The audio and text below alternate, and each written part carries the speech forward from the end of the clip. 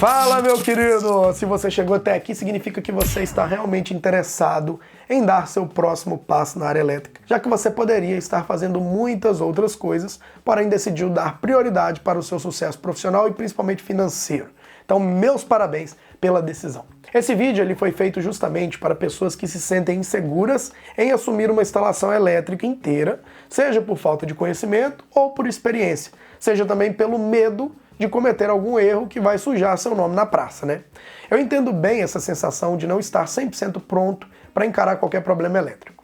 E é por isso que eu criei um passo a passo completo com todas as ações que você deve tomar do início ao fim de uma obra para garantir uma instalação elétrica blindada contra erros e, de quebra, garantir a lealdade dos seus clientes, que vão passar a escolher sempre você na hora de fazer uma manutenção elétrica ou até mesmo uma instalação elétrica do zero.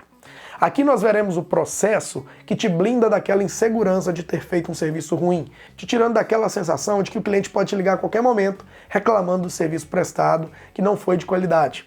Você verá como a técnica que eu chamo de triângulo da elétrica funciona na prática e como essa técnica transforma em um eletricista profissional, seguro e confiante, tá? E para demonstrar o funcionamento do triângulo da elétrica, nós pegamos para reformar a instalação elétrica de uma casa que foi construída há mais de 100 anos pelo avô do nosso cliente. A casa está passando por uma reforma completa, inclusive na parte elétrica, que foi feita da maneira antiga, usando a famosa rede mestra. Mas não devemos ir já chegando e sentando a marreta, sentando bambu, já ir quebrando as paredes, passando os eletrodutos, tudo assim do nada, não. Nós precisamos antes de conhecer o nosso inimigo, né?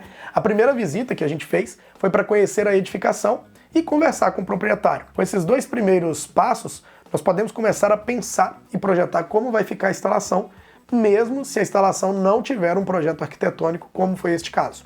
E essa conversa com o proprietário, ela nos faz entender, nos ajuda a entender como ele quer, por exemplo, como que ele pensou na disposição dos móveis, nos tipos de aparelhos eletrônicos, né, que ele vai ter, e o que ele tem, o que ele pretende ter na verdade, né? Onde ele gostaria que fosse previsto os pontos de tomada e como ele está pensando nos pontos de iluminação também.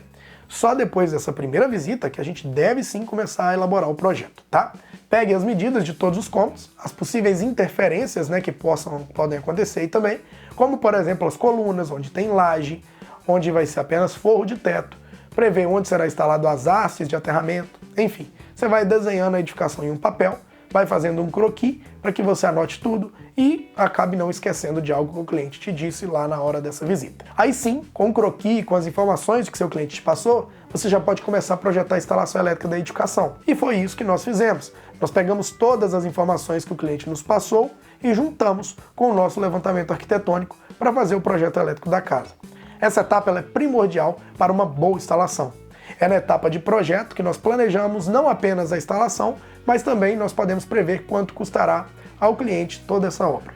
Com isso, nós temos a certeza de que a instalação ela foi planejada de forma segura, sem medo de que ocorra algum problema ou acidente com a rede elétrica. E ainda podemos fazer a lista de materiais que contém a quantidade de todos os materiais que serão utilizados na obra, como os cabos, os eletrodutos, as tomadas, interruptores, tamanho do quadro de distribuição, quantidade de juntores, DR, DPS e por aí vai.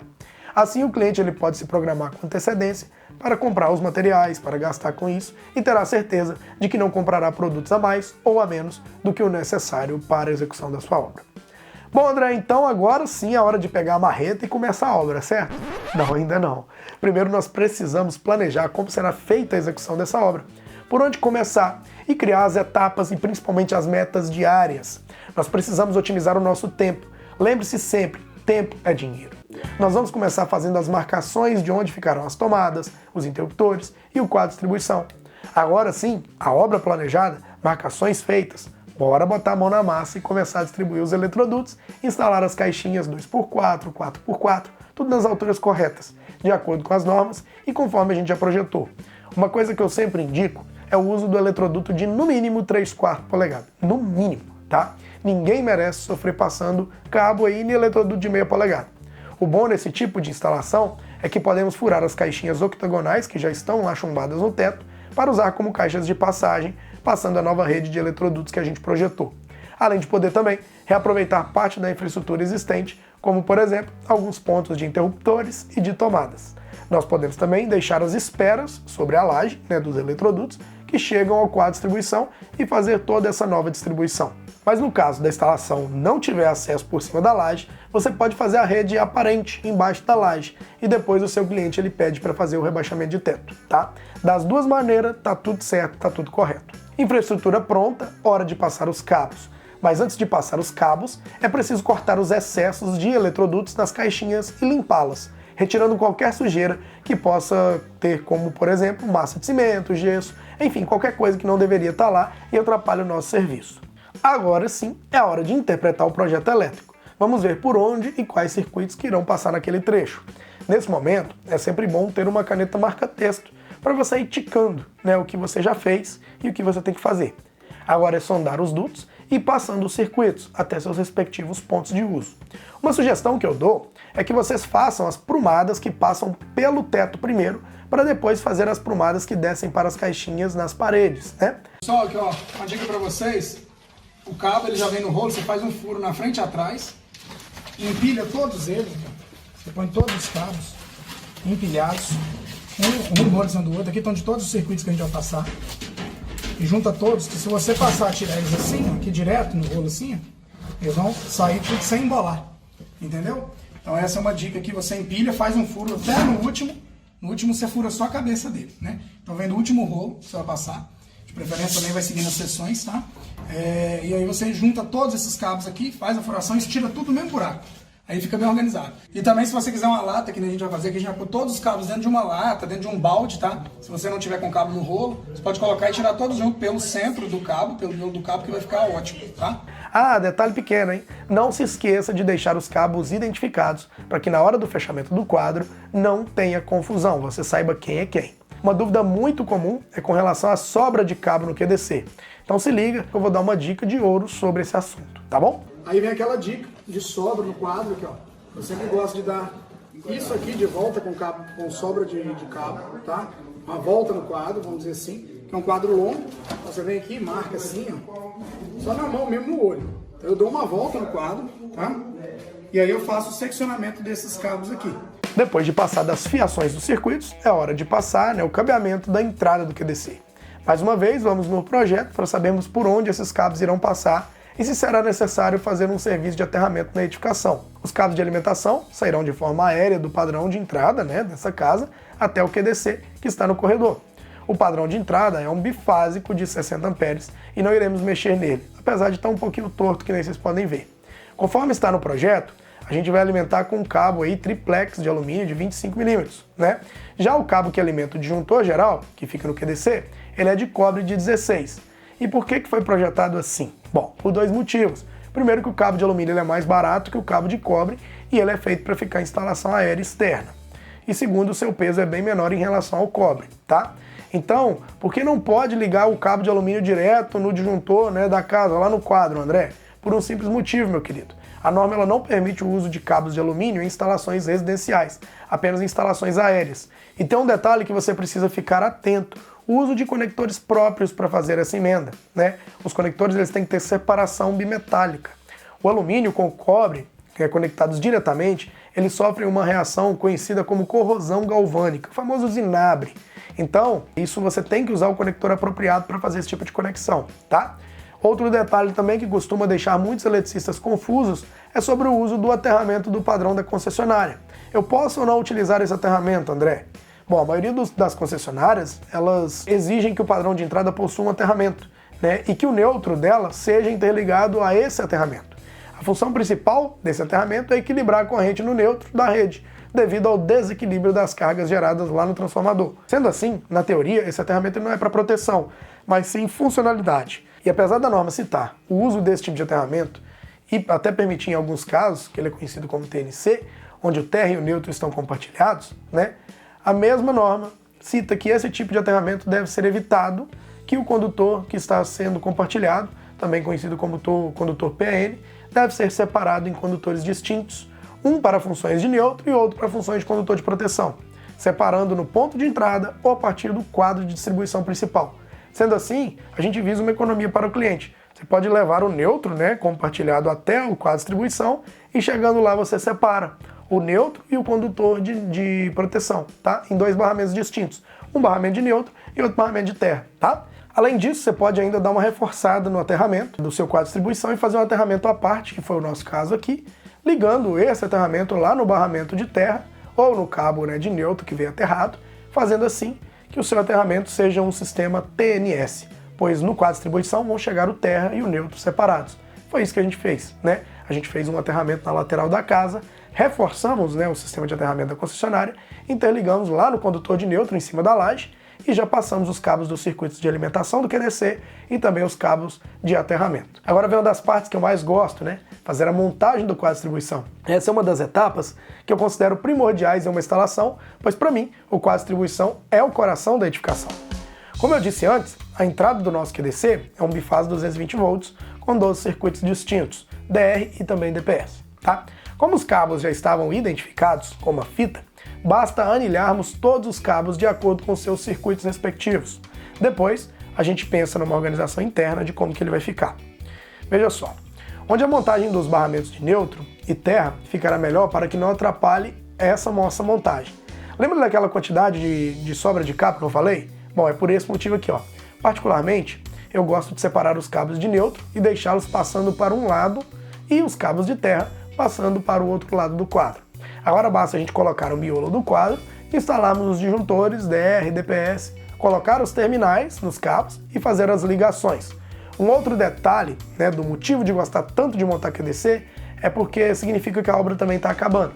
Agora basta a gente fazer os fechamentos, né, de tomadas, interruptores, luminárias, que praticamente a gente está entregando a obra. Uma dica que eu dou para vocês é separar por cômodo o material que você vai utilizar. Assim você não fica perdido procurando os materiais dentro de uma caixa e vai adiantar bastante a montagem dessas tomadas e interruptores. Para ligar as tomadas não tem segredo. A gente gosta de anilhar todas as pontas, colocar os terminais, né, e ligarmos módulo a módulo por tomada. Porém, devemos sempre observar que se olharmos a tomada de frente, o cabo de neutro ele deve ficar do lado esquerdo da tomada e o cabo de terra sempre será o cabo que fica no borne central, que ele está desalinhado para cima. Alguns fabricantes costumam colocar a letra N no borne para nos auxiliar que ali tem que estar o neutro, tá? Isso é norma, viu, pessoal? Se você quiser conferir, tem uma norma sobre isso que é a ABNT 14136, tá? Da mesma forma, a gente faz com os interruptores.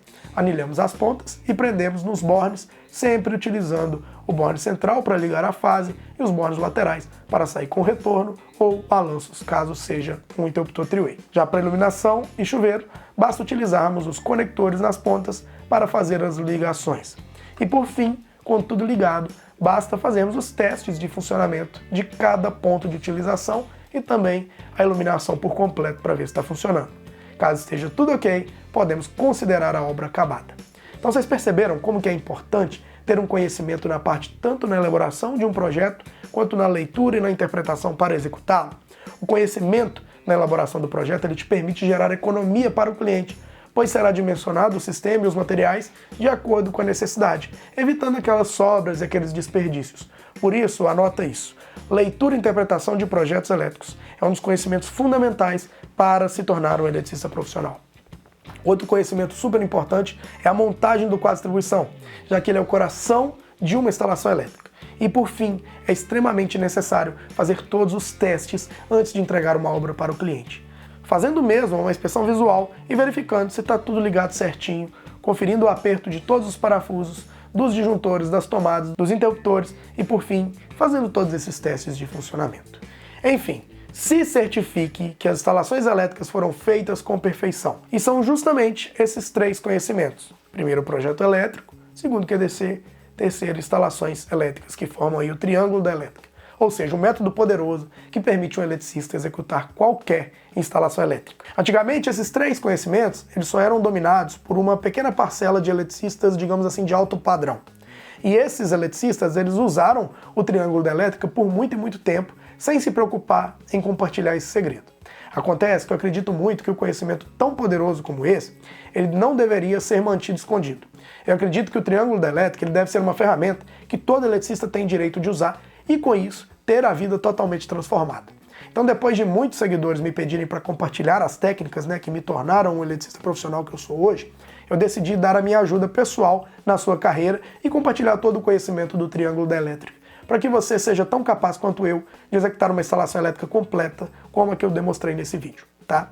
Eu quero que você tenha sucesso, assim como eu tive, e que você acorde todas as manhãs satisfeito por ter uma agenda lotada de serviço com clientes que te indicam pelo seu serviço prestado com o máximo de qualidade. Que a sua família ela te veja como um herói e que você tenha tempo de compartilhar todos os bons momentos de felicidade vivendo na casa dos seus sonhos, com o veículo dos seus sonhos. Meu amigo, é o seguinte, eu quero que você seja feliz como eu sou depois que eu aprendi o triângulo da elétrica. E eu pude, por exemplo, pedir minha esposa em casamento, já que eu tinha condições de dar uma boa casa para ela morar, com todos os móveis e o conforto que ela sempre sonhou, com uma condição financeira tranquila para a gente poder criar o nosso filho e realmente poder dedicar um tempo de qualidade com a minha família. E se essa for a realidade que você busca, se for a vida que você sempre quis, eu vou te fazer um outro convite. Eu estou abrindo uma quantidade limitada de vagas com uma condição super especial para o curso Eletricista Profissional.